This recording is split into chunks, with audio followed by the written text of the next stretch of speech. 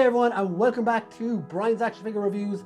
Today's adventure, we're going to be looking at a G.I. Joe Classified Series figure, and today it's going to be the Python Patrol Officer.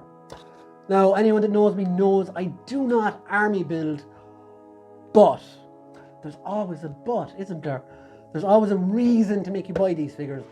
But my reasoning this time is I had this figure as a kid, and it does have a kind of a hold on me from when I was a child. So it was a Python Patrol figure. I don't know whether it was an infantry trooper or an officer or whatever. But as soon as I saw this guy go up for pre-order, I did want him, and here he is in the plastic. Again, I love the plastic packaging. You can see everything in the box. So let's check out that box. So just a quick look at the Python Patrol figure here in box, and I have to say, as I said, I absolutely love the clear packaging so you can see what's in the box. He does come with a bunch of accessories, a bunch of different guns, knives, and the whole lot. It does say Python Patrol Classified Series, Python Patrol Officer.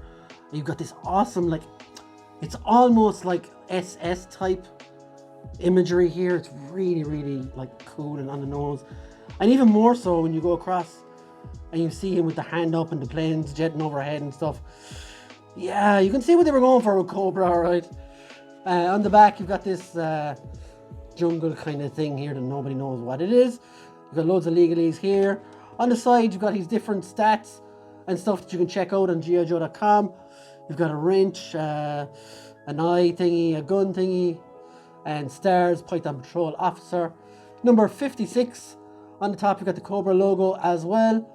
And here you've got the figure who looks incredible in the box. So let's see what he looks like outside the box. Let's get him out.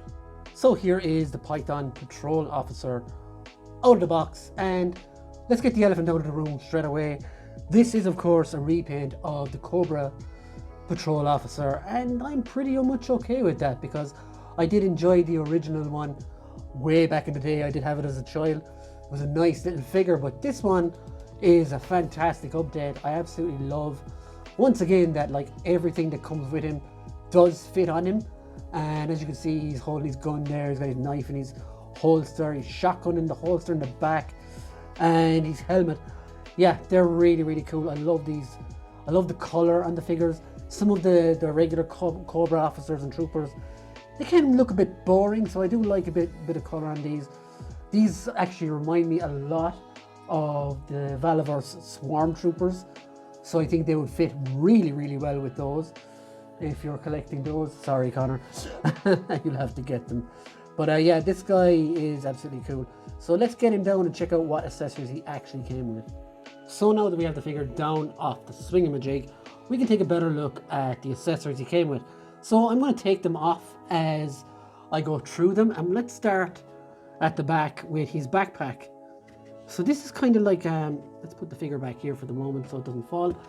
So this is like a shotgun. So this is like kind of shotgun type thing here. And let's remove the gun for a moment so I can look at this on its own. As you can see, it's a really nice piece. It's got the Cobra emblem on it there, and it's got a bit of wear and tear on it as well. It's a really nice little holster for the gun. The gun that is in it, now you guys can tell me, I'm not no expert on guns. It looks to me like a handheld shotgun or maybe a machine pistol or something, but it's really cool. It does come with a spare clip, which you can use in this gun as well. Now I assume that pops in there. There's a little hole. If you can see it there, it looks really good. And the thing just it clicks in nicely there. So I assume it does fit. Now this does of course fit in this, and you can put it on his backpack, on his back, and it looks really nice. So to come back to the figure again, he does come with this little knife. It's painted nice and silvery there, and there is like a little bit of a, I don't know, is it just a paint mess up? But it does look like there's a bit of wear and tear there, and there is like you can see a little sculpting on it as well. It's really nice, and that fits in right here on the holster, which is wrapped around his thigh. On the other side, under his elbow, he does have what looks like a little Mauser pistol. Again, feel free to correct me on that because I'm no gun expert. Never have been, never will be. And as I try and get it off, every other accessory is falling off. So yeah, this does look like a little Mauser pistol or something German maybe, I don't know. But the details on that is awesome. And what I love is you've got little holes in these so you can get like blast effects and stick them in there. Really, really cool. And on the helmet, it's kind of the same as the ones that came with the Cobra Patrol officers and all the other Cobra troopers. And this gun is interesting. Let's get him out of his hands. So to me, this looks like either like an AK-47 or an M16 or something like that. But there is a couple of pieces. So you've got another clip that pops out. And you do have, let me show you separately, this tiny little sight type thing. And that clips right, I couldn't figure out where this came from. But it does clip. I looked at my older figures and it does clip in here at the top. You see there is a hole at the top for that, and it just clips in like so, and it gives you a little sight. It's just really, really cool. The gun itself is excellent as well. A very, very nice gun. So the figure itself, there is a lot of detail on this figure. So let's start at the bottom. As you can see, he's got these little buckles on his boots, which are really cool.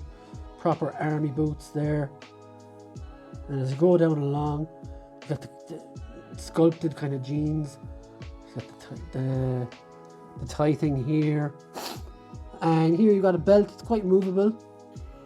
You wouldn't really mind that.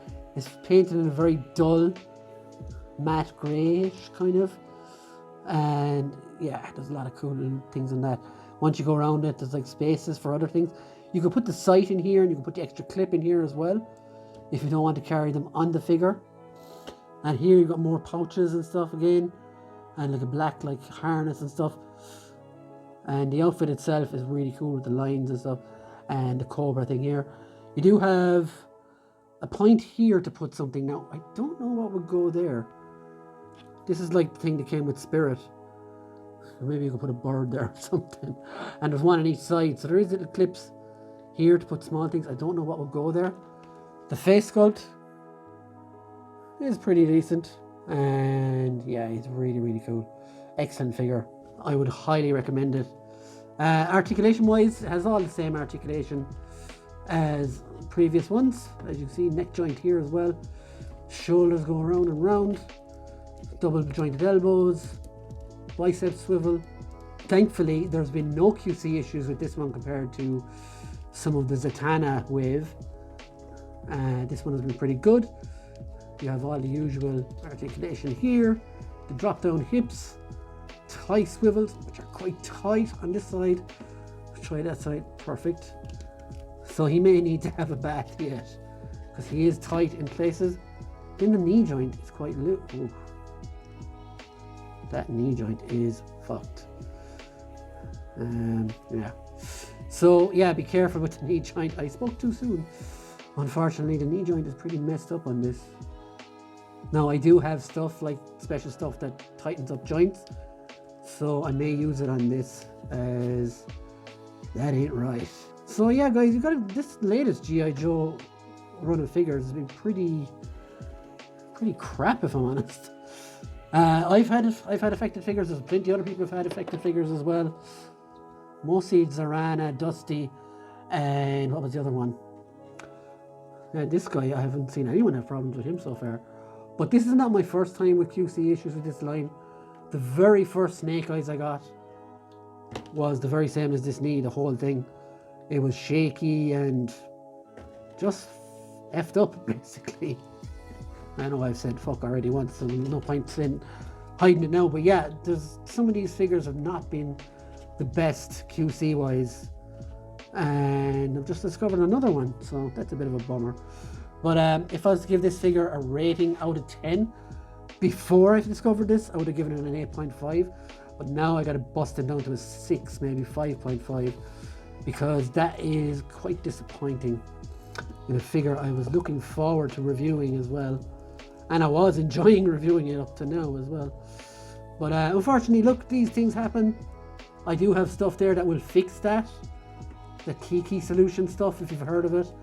We'll bat his knee in that tonight, and I'm sure it'll be fine tomorrow. But again, you're looking at retail figures that are like $25 to €30 in some cases. Not in this line yet, but they will be eventually, you know that. And you shouldn't have to be batting figures and stuff you buy from Hong Kong to fix them. They should be perfect when you buy them, bar like 1 in a million being wrong. But other than that, it is what it is. It's a pretty cool figure. Just a QC issue there at the end. And we'll leave it there, guys. I hope you enjoyed the review, and I hope you have better luck with these figures than I've been having lately. So we'll see you on the next one, guys. Bye.